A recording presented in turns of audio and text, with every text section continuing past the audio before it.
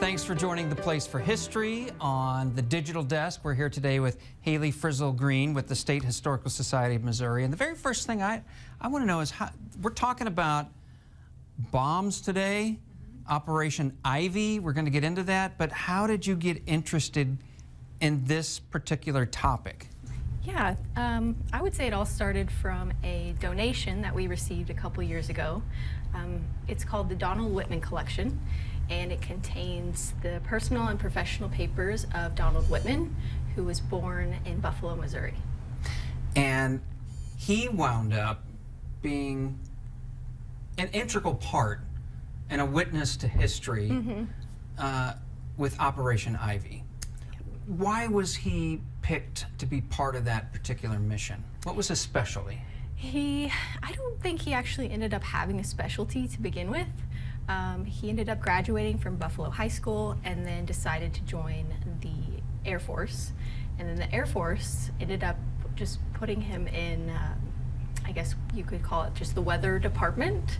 And through that, he was sent to the Marshall Islands to become part of the weather observation team for Operation Ivy. And the weather team's important when you're setting off bombs with a lot of power. Right. His job was to limit as much radioactive fallout as possible by observing those weather conditions. Yes. Was he, I'll back up before we get into that. We should probably go down the road right now of Operation Ivy. This is something that happened after World War II. Truman, we have a Missouri son with another Missouri son in the weather department working on Operation Ivy. So what is that? Right.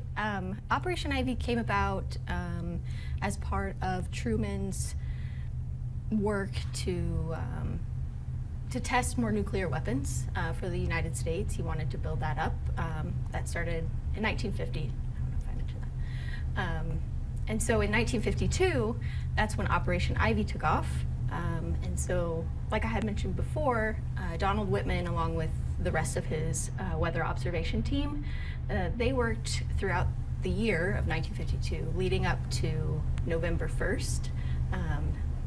And that's when the Operation Ivy started.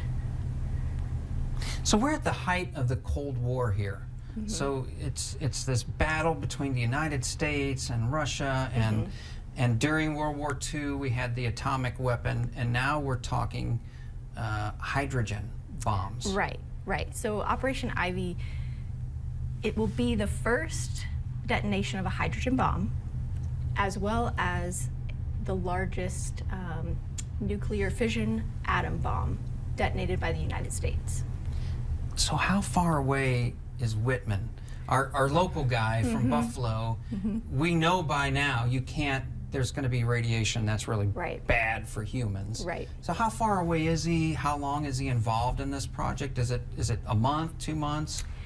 So when he is stationed in the Marshall Islands around 1951, Operation Ivy started in 1952. So I'm assuming he was there leading up for a year. And then the weeks and the months leading up, and the only reason I know this is because the collection actually includes a diary from one of his team members. So it's a copy of a handwritten diary leading up to the detonation. And so I think it begins in maybe September, and then it leads up to November. So as far as where he was at, during Ivy Mike, which was November 1st, 1952, the first hydrogen bomb detonation, him and his team members were evacuated to the USS Estes, which was a ship 30 miles away. So they watched this hydrogen bomb detonate from only 30 miles away. That's pretty close. Right.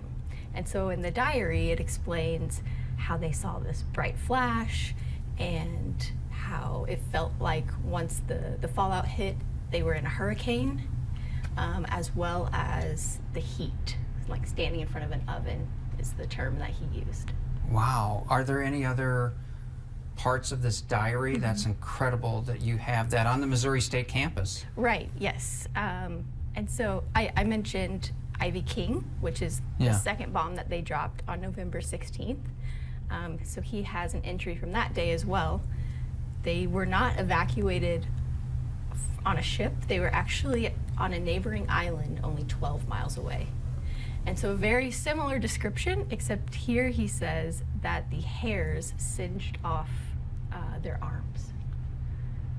12 miles away. Mm-hmm. So we really, in terms of our understanding of radiation and how bad it was, maybe didn't realize really how far you should have been away Exactly. from Yeah. it. So if I come in to your office on the Missouri State campus, can I look through Yeah. this collection? Absolutely. It's all available in person. None of it has been digitized or anything. But if you were to visit our Springfield office, it's on the 3rd floor of Meyer Library. We share a space with MSU Special Collections and Archives. And you can request the box, and then we will let you look through it. It includes, like I said, personal papers and photographs, as well as the papers from when he was in the Air Force, and the copy of the diary. Did he record his reaction, his hair singed, anything else?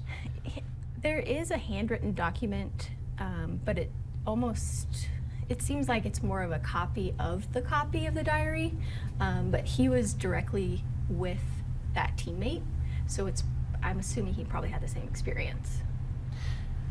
So after World War II and what happened in Japan, we saw a lot of debate about should the United States have dropped that bomb, should the United States not have dropped that bomb. Did he have any feelings about this was a great thing, or I'm worried about this kind of awesome power in one bomb? Did he record anything like that? Not at the time. Some of his efforts later on, so in the early 1990s, he ended up looking for the members of that weather observation team. He wanted to write back and forth to them.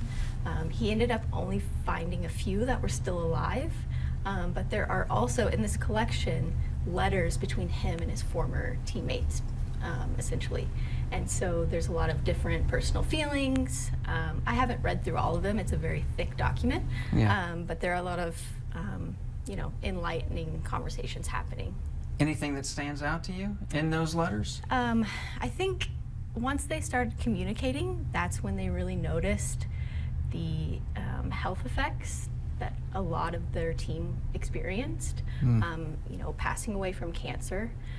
So him and the remaining teammates, they actually ended up joining the Atomic Veterans Association, and they had a 50th year anniversary, I believe it was, in 2002, just to commemorate their team.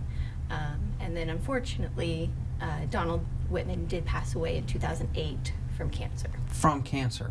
So after this test, I'm just curious, did he become a meteorologist? Did he continue with weather? Yeah, he did actually.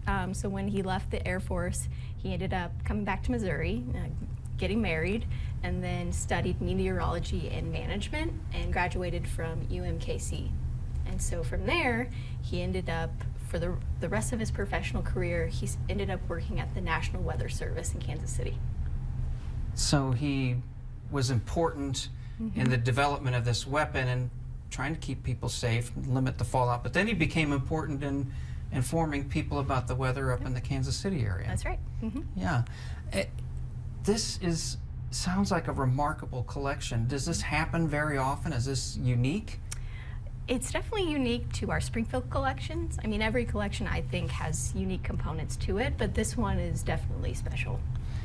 And if there's someone out there, and we know there are people from the Ozarks who've done remarkable things, do you take collections like this, or do you evaluate them and say, this is one we're interested in, this is one thank you very much for the offer, however you put it, but this is not something we're going to store for a long time? Right. How does that process work? If somebody out there thinks, my great-great-grandpa served in the Civil War, for instance. Absolutely, yeah.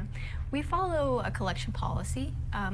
Usually, as long as it has some connection to Missouri history, people, events, that's something that we're very interested in.